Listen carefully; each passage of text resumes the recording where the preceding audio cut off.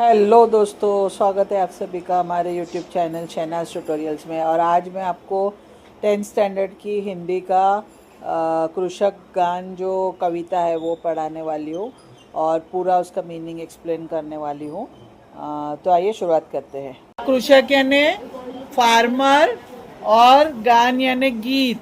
ठीक है, page number 84 है। टेक्स्ट बुक का कितना है?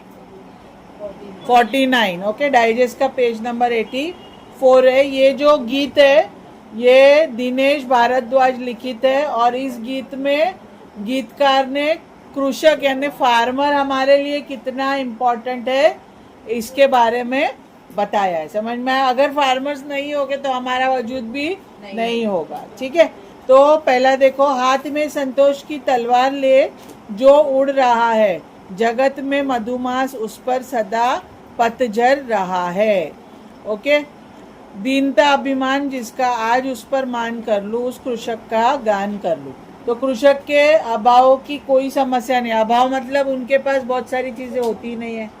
स्पेशली इंडियन फार्मर्स की बात की जाए तो आप लोग देखो, बेचारा फटे पुराने कपड़े पहने हुए और खाना भी वो लोग का क्या रहता है, सूखी रोटी नमक ये खाते। तुमने देखे सूट बूट में कोई फार्मर देखे आज तक? हाँ, अमेरिका वगैरह जैसे उधर जाओगे तो वहाँ पे वैसे फार्मर्स देखने मिलेंगे, वहाँ पे फार्मर्स रिच है। बट इंडिया के फार्मर्स की अगर हम बात करें तो इंडिया के फार्मर्स में अभाव है। अभाव मतलब बहुत सारी चीजें उनके पास नहीं होती है, परंतु उसके पास संतोष रूपी धन है। लेकिन उसके पास कौन सा धन है? संतोष यानी सेटिस्फैक्शन का धन है। वह उसी संतोष के सहारे अपना जीवन व्यतीत करता है, यानी अपने जीवन को वो बिताता है। उसके पास पैसा धन दौलत नहीं है, सिर्फ सेटिस्फैक्शन है कि मैं लोगों का पेट भरता हूँ। पूरे संसार में कैसा भी वसंत आए, कृषक के जीवन में सदैव पतझड़ ही रहता है। पूरे संसार में भले वसंत ऋतु आए लेकिन कृषक के जीवन में हमेशा पतझड़ मतलब पत्तों के झड़ने का मौसम, यानी दुखी दुख रहता है। अर्थात ऋतुएं बदलती है, ऋतुएं यानी सीजन्स बदलते हैं, लोगों की परिस्थितियां बदलती है, परंतु कृषक के भाग्य में अभाव ही अभाव रहता है। लेकिन कृषक के भाग्य में अभाव मतलब लैक ऑफ थिंग्स। ऐसी दयनीय स्थिति के बावजूद उसे किसी से कुछ मांगना अच्छा नहीं लगता है, क्योंकि उसके पास सेल्फ रिस्पेक्ट है। कृषक को अपनी दीनहीन यानी गरीबी वाली दशा पर भी नाज है। कवि कहते हैं कि मैं ऐसे व्यक्ति पर अभिमान करना चाहता हूँ। कवि को ऐसे व्यक्ति का अभिमान है, कवि प्राउड फील करता है, इसीलिए कवि कहता है कि मैं इस कृषक का गीत गाना चाहता हूँ। समझ में आया? सेकंड पैराग्राफ, चूस कर श्रम रक्त जिसका जगत में मधुरस बनाया, एक सी जिसको बनाई सृजक ने भी धूप छाया, मनुष्यता के ध्वज तले आह्वान उसका आज कर लूं, उस कृषक का गान करूं। कृषक दिन रात खेतों में काम करता है, राइट? वो ना दिन देखता है ना रात देखता है, अपने रक्त को पसीने के रूप में बहाता है। और वो इतना पसीना बहाता है, वो किससे बनता है? उसके रक्त यानी खून से बनता है। और संपूर्ण जगत को जीवन रस प्रदान करता है। पूरी दुनिया को जीवन रस यानी अनाज जिससे लोग खाते और लोगों को एनर्जी मिलती है, उसको जीवन रस बोलते हैं। ईश्वर की बनाई सृष्टि में उसके लिए धूप छाया दोनों एक सी ही है। मतलब वो ना धूप देखता है ना छाया देखता है, उसको तो काम ही करना है। मौसम में कैसा भी बदलाव आए, कृषक की स्थिति में कोई बदलाव नहीं आता है। मैं मानवता के साथ, मनुष्यता मीन्स मानवता, मैं मानवता के साथ उसका आह्वान करना चाहता हूँ। मैं उस कृषक का गीत गाना चाहता हूँ। मधुमास मतलब वसंत ऋतु, सृजक यानी रचना करने वाला, सर्जक, और मनुष्यता यानी मनुष्यता, इंसानियत, और आह्वान यानी पुकारना। आह्वान यानी रिस्पेक्ट से पुकारता है कवि। ठीक है, नाउ सी नेक्स्ट पैराग्राफ, विश्व का पालक बन जो अमर उसको कर रहा है, किंतु अपने पालितों के पद दलित हो मर रहा है। आज उससे कर मिला नव सृष्टि का निर्माण कर लो, उस कृषक का गान कर लो। इसका मतलब क्या है? कृषक संपूर्ण संसार यानी दुनिया का अन्नदाता है। वो दुनिया को अनाज उगा के अनाज सप्लाई करता है। वह अन्न यानी अनाज उगाकर पूरे विश्व को पालता है, लोगों को जीवन देता है। किंतु अफसोस की बात है कि जिन लोगों को वह पालता है उन्हीं द्वारा उसे पददलित किया जाता है, यानी अपमानित किया जाता है। ये लोगों को, सोसाइटी को इतना बड़ा काम है ना अनाज को उगाना, फिर उसी अनाज से हम लोग को एनर्जी मिलती है, हमारा पालन पोषण होता है, लेकिन सोसाइटी के ही लोग हैं जो उसको पद दलित यानी अपमानित करते हैं।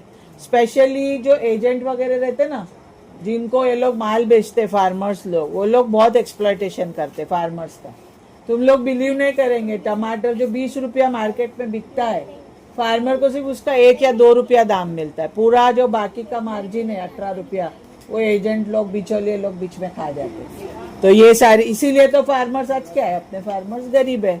समझ में आया? मैं चाहता हूं कि मैं कृषक का हाथ पकड़कर एक नवीन सृष्टि का निर्माण करूं, जहां लोग उसके महत्व को समझे, उसका सम्मान करे। मतलब कवि चाहता है कि एक नई दुनिया बनाऊं, नई सृष्टि बनाऊं, निर्माण करूं यानी बनाऊं, जिसमें हाथ पकड़ के मैं कृषक को लेकर आऊं, जहां लोग उसका सम्मान करे, उसका अपमान ना करे। इसीलिए मैं कृषक का गीत गाना चाहता हूं। Next paragraph. क्षीण निज बलहीन तल को पत्तियों से पालता जो, उसरों को खून से निज उर्वरा कर डालता जो, छोड़ सारे सुर असुर मैं आज उसका ध्यान कर लूं, उस कृषक का गान कर लूं।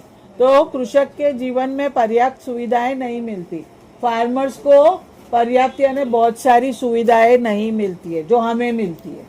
उनका घर आप लोग देखेंगे तो झोपड़ा होता है, उसके अंदर धड़ सामान भी नहीं होता है। समझ में? कंफर्ट तो छोड़ो, बेसिक नेसेसिटीज भी उनको नहीं मिलती है। उसे अपने दुर्बल क्षीण शरीर को ढकने के लिए कपड़े तक प्राप्त नहीं होते, और उसका शरीर जो है ना दुर्बल, वीक, क्षीण, थका हुआ होता है, उसको ढकने के लिए कपड़े भी नहीं होते। कभी कभी वो पत्तों से अपने तन को ढकने को मजबूर हो जाता है। बहुत बार कृषक लोग अगर आदिवासी वगैरह एरिया में जाएंगे तो उन लोग के पास कपड़े भी नहीं होते, वो लोग पत्तों से अपने तन को ढकते।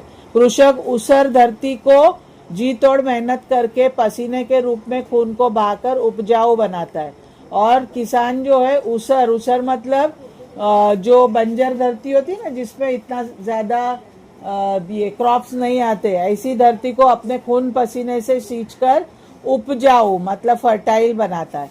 मेरे लिए वह सभी देवी देवताओं से ऊपर है। मैं चाहता हूं कि देव दानवों के स्थान पर कृषक का ध्यान करूं। मतलब कवि बोलता है कि देव दानव से भी बढ़ के मेरे लिए कृषक है, मैं उसका ही ध्यान करूं, उसी के जीवन को बेहतर बनाने का प्रयास यानी कोशिश करूं। मैं ऐसे कृषक के गीत को गाना चाहता हूं। Last paragraph. यंत्रवत जीवित बना है, मांगते अधिकार सारे, रो रही पीड़ित मनुजता, आज अपनी जीत हारे, जोड़कर कण कण उसी के, नीड़ का निर्माण कर लूं, उस कृषक का गान कर लूं। तो कृषक एक जीवित मशीन के समान है, क्योंकि वो दिन रात काम करता है, वह बिना अपने अधिकार मांगे मशीन की तरह पूरा जीवन दिन रात काम करता है। उसे अन्नदाता सृष्टि के पालक की दुर्दशा देखकर आज मानवता रो रही है। और इस अन्नदाता और सृष्टि के पालक की दुर्दशा यानी बुरी दशा देखकर आज इंसानियत, मानवता रो रही है। मैं कण कण जोड़कर कृषक के लिए एक ऐसी नीड़ का, ऐसे घर का निर्माण करना चाहता हूँ जहाँ उसे एक अच्छा जीवन जीने के लिए सभी आवश्यक सुविधाएं प्राप्त हो। तो कवि चाहता है कि मैं कण कण जोड़कर कृषक के लिए एक ऐसा घर बनाऊं जहाँ पर उसके लिए सारी फैसिलिटी, सारी सुविधाएं हो, उसमें वो अच्छे से अपना जीवन को जी सके। इसीलिए मैं कृषक के गीत गाना चाहता हूँ। समझ में आया? पालक यानी पालने वाला, पालित यानी पाला हुआ, आश्रित, पद दलित पैरों से कुचला हुआ, पद दलित मतलब जिसको पैरों से कुचलते हैं, उसर अनुपजाऊ इनफर्टाइल, उर्वरा उपजाऊ भूमि फर्टाइल, यंत्रवत मशीन के समान, और नीड यानी घोंसला घर। ठीक है, चलो। Any doubt? बोलो, एनी डाउट? यस और नो?